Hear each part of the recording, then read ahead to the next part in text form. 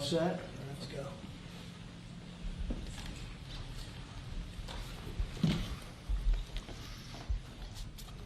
Thank you very much. This is very exciting, what we're doing. I want to thank everybody for being here, and I want to thank this group of people. They're incredible people. We just had a call, as you know, with President Putin. I thought it was a very good call, so we'll talk about it maybe later.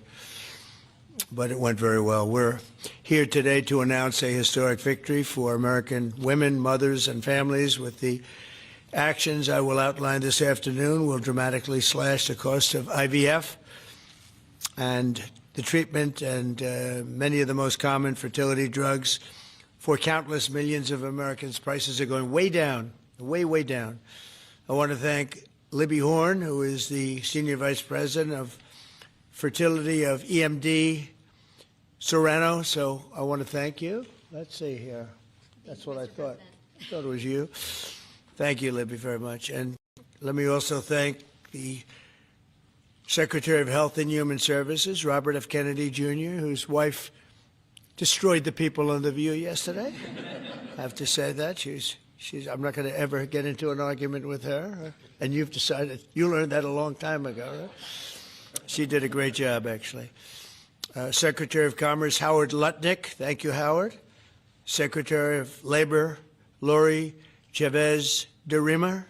Thanks, Lori. Howard, thanks. CMS Administrator, Dr. Mehmet Oz, who's a fantastic guy, and he's done really well. FDA Commissioner Marty McCary. Thank you, Marty.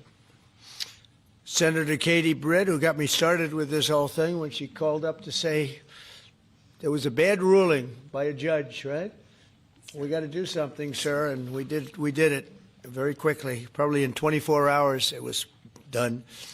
Congressman Richard Hudson, a great guy, and his wife Renee. Richard, hi, Richard. And Advocate Samantha Bush, who's a very respected person.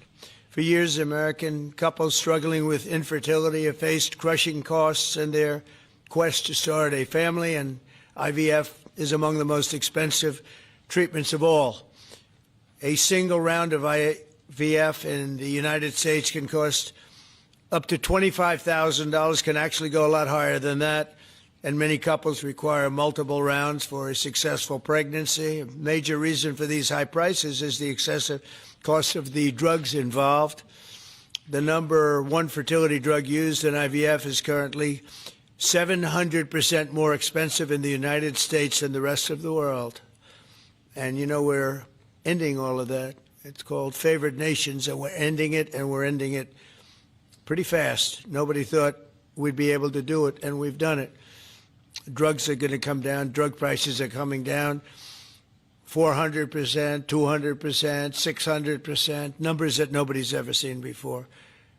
Great for Medicare, Medicaid, even Social Security. Great for everything, I think, Dr. Oz. So it's something that's, to me, it's very exciting. I'm bugging him and Bobby all the time. How are we doing with that? And we're doing really good, Bobby. It's really going good. Other countries are agreeing to it, because if they don't, we put tariffs on them, and then they agree. So it's amazing. It's amazing how that worked out. But as an example, in London, you'd buy a certain drug for $130, and even less than that, I guess, $88 as of a count a month ago. And in New York, you pay $1,300 for the same thing. So now we're going to be paying, instead of $1,300, you'll be paying about $150. And they'll be paying $150 too. We're going to pay the same thing. Favored nations. It's beautiful. It's a beautiful thing. And we've been ripped off by the whole world for a long period of time. One of the most popular fertility drug regimens costs over $5,000 per cycle, as an example. Wow. Largely as a result of these unsustainable prices, 70% of the employers do not offer insurance that covers IVF. Therefore, most couples with fertility challenges are paying these costs entirely out of their own pockets, which is not really possible to do. Oh, look who we have. Look at that, the great Maria Bartiromo. I didn't know. Did you get put into the regular pool pack? That's very good. Yeah, that's good. Nice to see you. I'm doing an interview with her in a little while. In the Trump administration, we want to make it easier for all couples to have babies, raise children, and start the families they've always dreamed about. That's why today I'm pleased to announce that after extensive negotiations, EMD Serono, the largest fertility drug manufacturer in the world, has agreed to provide massive discounts to all fertility drugs they sell in the United States, including the most popular drug of all, the IVF drug, Gonal-F. So it's Gonal-F. Is that a proper pronunciation? Very Close well enough, done. right? Very well done. Gonal-F. As part of this agreement, EMD Serono will list their fertility drugs online at trumprx.gov at very, very heavily reduced prices, prices that you won't even believe. And ultimately, that's because of the favored nations. In addition, the FDA will be working with the company to expedite review and approval of another common fertility IVF drug, and currently it's selling in Europe. It's Pergoveris. And that's a sounding nice name. Pergoveris. Why can't you name them nice, simple names? Nice, easy names. Doesn't matter. If it works, that's all we care about, right? Upon approval, this drug would directly compete against a much more expensive option that currently has a monopoly in the American market, and this will bring down costs very significantly. And the other one's going to have to come down also. Finally, EMD Serono has agreed that all future drugs and everything that it develops and sells in the United States will be offset at most favored nation prices. I've been after this for a long time, and we started the process in the last administration, and then we had a little thing called COVID that came up. We had to focus on that, did a good job on that too.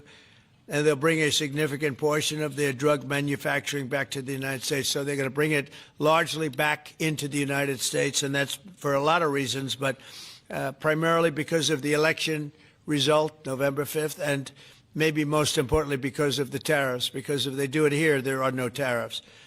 So we're going to be very close, I think by the end of this year, we're going to be very close to $20 trillion in investment. As an example, the Biden administration had less than $1 trillion, substantially less than $1 trillion for 4 years, Maria. Can you imagine? 4 years, less than one. We're going to break $20 trillion of investment, and we're already over $17 trillion, and that's in 8 months. Can you believe that? And he was at less than $1 trillion. And in addition to that, he had open borders, allowing millions of people to pour in. What an administration that was. Worst president in history, by far. As a result of these actions, the per-cycle cost of drugs used in IVF will fall by an estimated 73% for American consumers, and the numbers are going to actually be very substantially higher as time goes by when it really kicks in. For most of, I mean, think of those numbers. You know, I told the story last time because we were with Pfizer, and Pfizer's doing something very similar. But I told them that my first term, I was so proud of myself because I was the first president in 28 years where drug prices went down for the year. And you know what they went down? 1/8 of 1%. But I was so 1/8 of 1%. Now I'm getting them down, Maria, 500, 600, 800%. In some cases, even more than that. It's hard to believe. But I was proud. I said, oh, wow, I'm the first one. 1/8 of 1%. And I was proud of that. Now I realize, and I called a news conference. Some of you were at that news conference, actually. And I said, ladies and gentlemen, congratulations. We've gone down by 1/8 of 1%. And now we're going down 500, 600, 700, 800%, Richard. So it's really something. For most administrations and all of the people involved in this kind of thing, this action would be a crowning achievement of their agenda for fertility health. But for us, it's really just the beginning. It's just the start. It's one of many things we're doing. Today, we're also taking historic steps to vastly expand access to insurance coverage for fertility care, including IVF, something that, as you know, was not covered. Effective immediately, for the first time ever, we will make it legal for companies to offer supplemental insurance plans specifically for fertility. It's never been done before. We're signing it in today with what we signed.